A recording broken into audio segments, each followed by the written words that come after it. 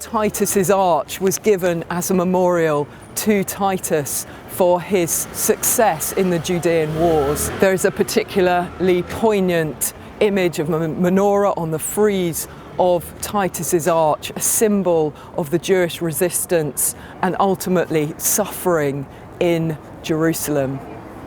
The first followers of Jesus were exclusively Jewish. All the writers of the entire scriptures, the Jewish and New Testament scriptures, were Jewish, apart with the exception of Luke, who was a Gentile and wrote Luke and Acts.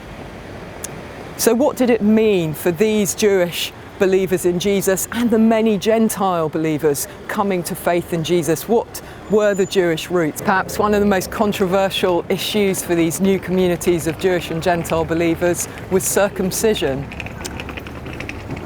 Did Gentile believers in Jesus have to be circumcised? That was a crucial issue for these first generation of believers in the 40s and 50s AD. What's fascinating is neither the writer James or the writer to the Hebrews mentions circumcision at all. The closest we get, as we've learnt, is that Paul mentions circumcision, speaking of an inner circumcision, a place of surrender in the most intimate place of a believer's life.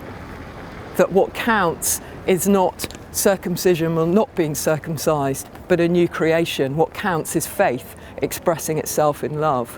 What did the Jewish roots mean to these Jewish and Gentile believers? Well, we have two wonderful books, two wonderful letters which help express some of the richness of the Jewish roots of the faith of Gentiles in Jesus as well as Jewish believers.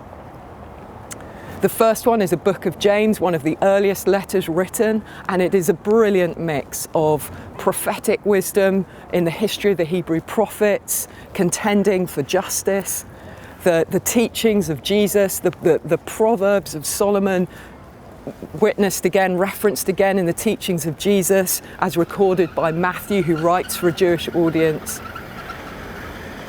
And perhaps most beautifully, a capturing of the spirit of the Torah, the spirit of the law, the first 5 books in that royal command: love God and love your neighbour as yourself. There are no mentions of holy days, holidays, feasts or temples.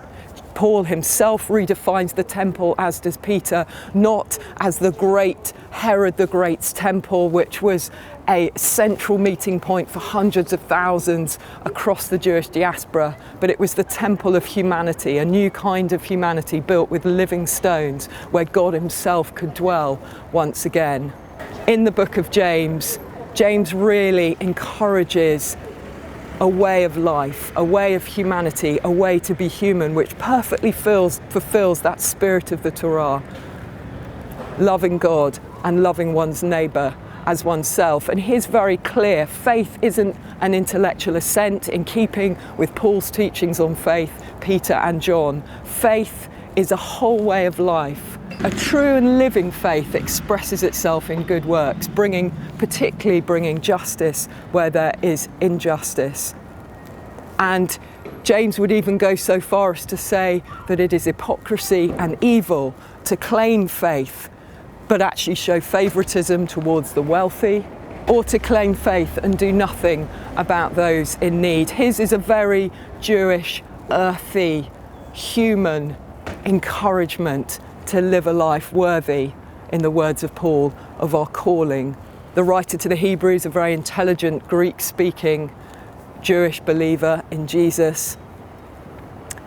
His whole emphasis is how Jesus is a superior covenant, a superior way, a better way, and that everything that the Jewish scriptures was pointing to was fulfilled in the person of Jesus. So the old covenant of the law is fulfilled in the Spirit of Christ. The old priesthood, where daily sacrifices were made in the temple, is fulfilled once and for all in that complete and perfect atonement of Jesus, who died and was raised from the dead, and whose sacrifice covers all sins once and for all.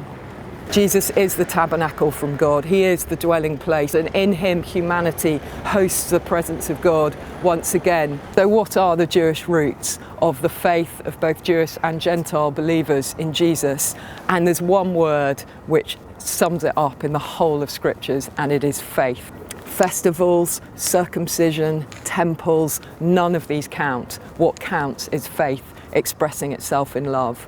And what we see in James is a very, very practical deconstruction of what a real living faith looks like. It looks like loving our neighbour as ourselves.